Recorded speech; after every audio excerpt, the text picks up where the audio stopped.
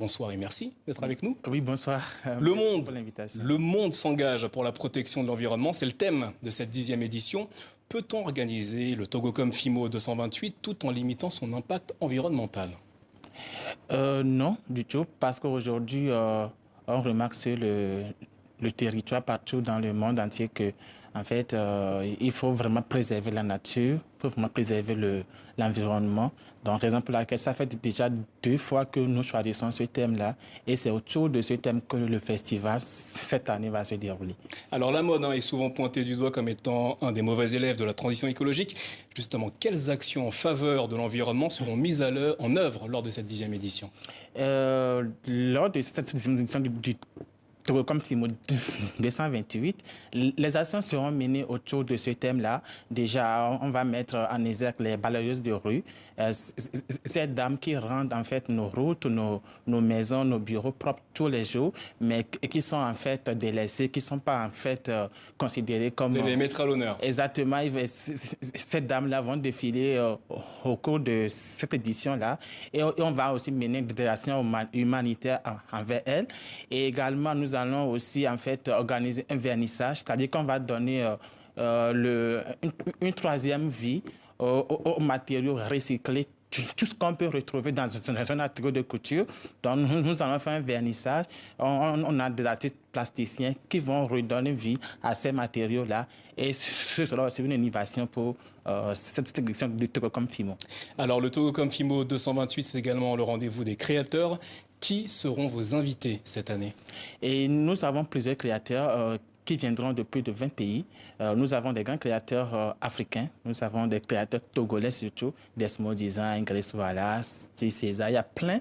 Et également sur le continent, la Côte d'Ivoire est invitée, le Congo, le Cameroun, l'Éthiopie, la France et plein d'autres invités des créateurs sont attendus à Lomé. Et justement, le Togocom FIMO 228, c'est également l'occasion pour ces créateurs d'échanger, de partager. Comment vont-ils le faire cette année? Et cette année, on a déjà un programme vraiment très alléchant. Déjà, on va commencer avec un colloque international sur le thème la mode et sur ses coutures. Et ce colloque-là va se faire à l'université c'est-à-dire qu'on ramène la mode dans un temple de savoir. Ensuite, il y aura le vernissage, comme je viens de le dire. Il y aura des conférences, débats autour de ce thématique qui est la protection de l'environnement. Également, on aura 2 grandes soirées de défilé de mode avec déjà les jeunes couturiers du continent auront un défilé le vendredi 17 février et le samedi, on aura une grande soirée pour les créateurs confirmés de partout qui viendront de plus de 20 pays. Et également, c'est un honneur à nous d'avoir derrière nous des grands partenaires comme TV5 Monde, comme Togocom qui a su signer un partenariat avec nous.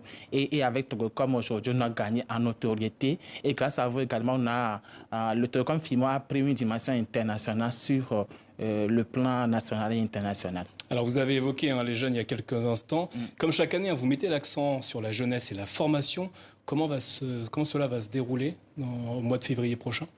Déjà, nous avons invité des grands designers qui seront à Lomé et c'est eux qui vont donner des formations à ces jeunes-là, puisque on a remarqué qu'il y a beaucoup de jeunes qui sont sur le territoire, qui sont très talentueux, mais qui, des fois, ne maîtrisent pas vraiment le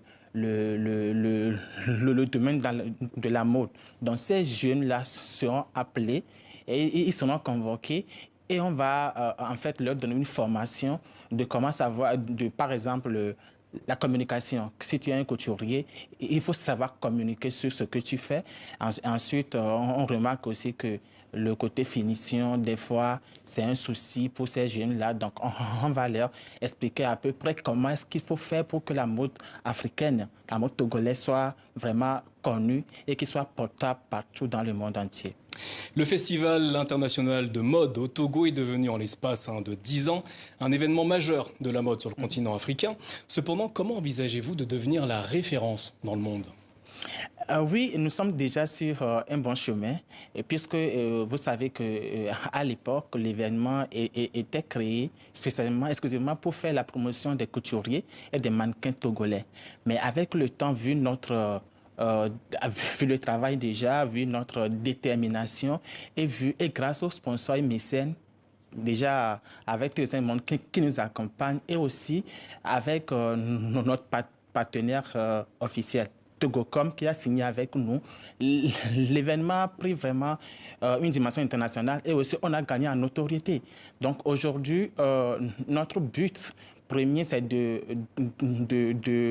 transformer en fait le Togo, la capitale de la haute couture africaine. Et donc c'est pour ça qu'on se bat tous les ans, même pendant le Covid aussi, malgré que les événements ont été interdits, le Togocom Fimo a quand même respecté son engagement, son rendez-vous, et les gens étaient là, et même tous les 5 mondes étaient avec nous pour l'édition en 2021, pendant Covid. Jacques Logo, merci d'être venu nous parler de la 10e édition du Togocom Fimo 228 qui aura lieu du 14 au 19 février prochain à Lomé, au Togo.